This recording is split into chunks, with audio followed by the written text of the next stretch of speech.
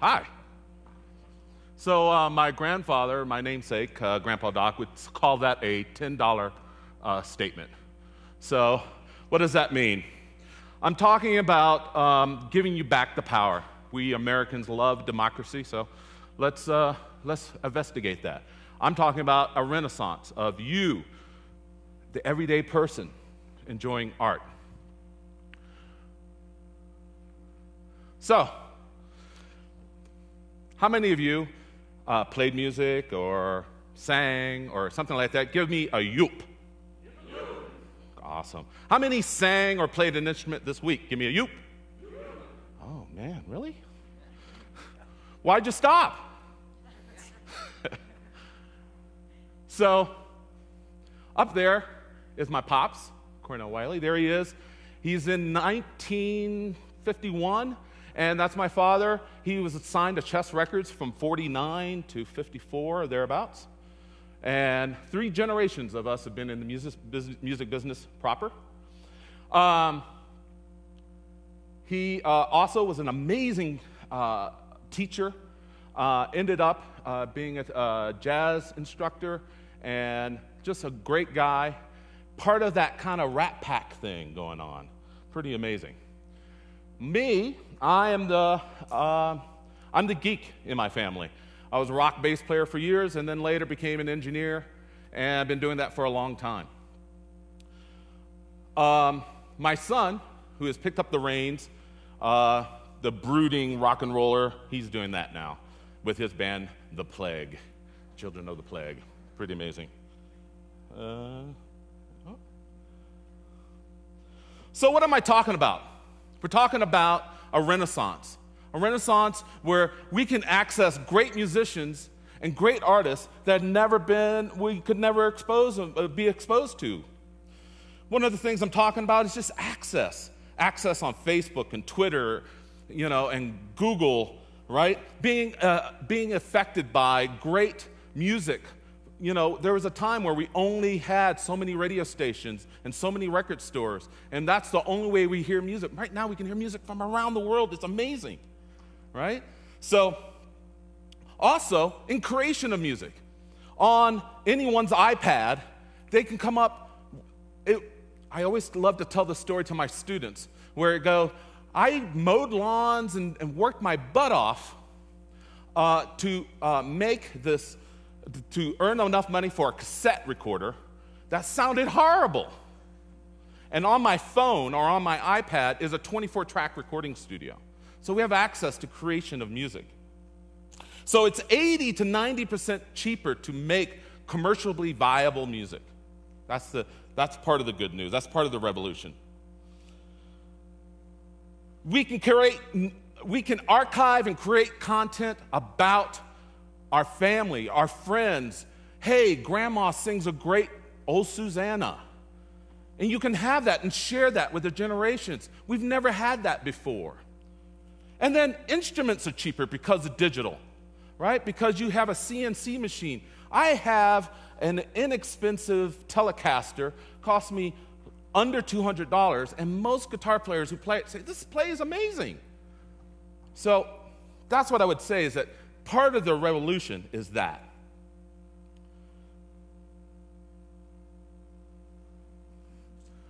So, Groundhog Day Effect. What does that mean? Well, I'll tell you what it means. So, I was at the wonderful dinner for all the other speakers, and we were talking about, one of the speakers said, I want to learn how to play the harmonica, but I don't, I said, if you go to YouTube, there's hundreds of harmonica players that are telling you how to do it. So you could go in your bedroom, learn how to play the harmonica without anybody else knowing. So does everybody remember Groundhog Day when Bill Murray, every day, went to the piano teacher? And so by the end of maybe, months of the Groundhog Day, he could play like Ray Charles. Same concept. So you can go to these things. It's amazing out there. And what's cool is it's free. People want to share their talents. They want to share their energy with you. It's amazing. Oh, come on. Awesome. Okay, so regionalism. Well, one of the things that I think is really important is writing songs about who you are, where you are, what your experiences are. One of the big deals that I love to always espouse is that, jazz really comes out of the Storyville section of New Orleans. So you have Storyville was this amazing brothel section, and they all had bands. And all these musicians played there. So it became a creative bed because all these musicians had paid work. Well, one particular trumpet player in that group of folk kept rehearsing. It was amazing. And he later, 20 years later, becomes Louis Armstrong. This was his proving ground. He got music from his community in New Orleans. That was his college, right? And so we can teach ourselves. We can have other people teach us. We have new songs, new music that's within us, and we can share it with people. We can share it on a social network or at a barbecue, right? Wow, I should have made it faster. So neo-regionalism. I don't mean that in a geopolitical sense. I mean that in a much more sense of we can now sing about our songs, our heroes, our love, our mountain, our friends. We can talk about those things in amazing ways. So what would I say next? One of my favorite people and favorite stories I like to tell is that when I first moved here, started seeing all the great bands here in town. And I went with my friend to the Hofbrau to go see Tex Tucker. And Tex called in that day, and I didn't get to see him. I missed him by a week. So months later, I got to befriend Dustin, who plays in a really amazing band, Pinky and the Floyd. And he said, hey, why don't you come to my dad's memorial? And I did, and I saw anywhere from 400 to 600 people come in praise of Tex Tucker. And I would say to you that Tex Tucker influence on this valley and the people here are just as important as a U2, just as important as Lady Gaga, if not more so, because all of those people got married to met their wives or husbands with Tex or whatnot. So what went off the rails? What went off the rails was regionalism was sucked up like from a reservoir and put into the 1 or 2%. So what our job is moving forward is to fill up the reservoir. And that's what I want to encourage you to do. I'm going to leave you off with a couple thoughts and then get off here.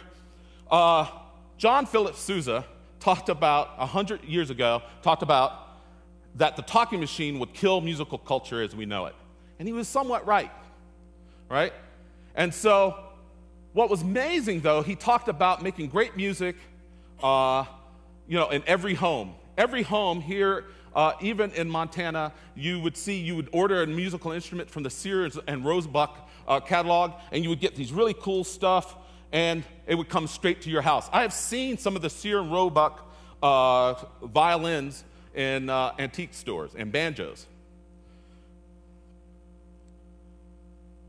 But just a year later, Sousa says, the Victor talking machine is all right. Right? So I just want to, if I can get one person here to pull the guitar out of your closet, to start playing the piano instead of putting your keys on there, right? Sing a song with your friends, that sense of community that comes with sitting around and just singing a really great song.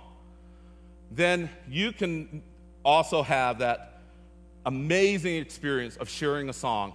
I'll leave you with my dad's a thing about my father. My father was this guy who was part of the Rat Pack generation I told you about. Pretty amazing guy. And he would he would call women dames and gams, and You know, and I thought, there's not a romantic bone in that man's body. But when he would sing an old jazz standard, my father became one of the biggest romantics you could possibly imagine. And so him sharing that with us and me showed that anybody has a song in them and it needs to be shared. Just like in Ethiopia, a thumb piano, when they hand it to you, their first thing they say to you is, find the song in it. That it has its own song, and you need to find it by playing it. And that's what I would say to you. So make stuff. Sing about stuff, right? Make music with friends. Make a joyful racket, right? And I'll leave you with the amazing philosopher and teacher, John Lee Hooker, who says, you just got to boogie woogie because it's in you and it got to come out. Thank you very much.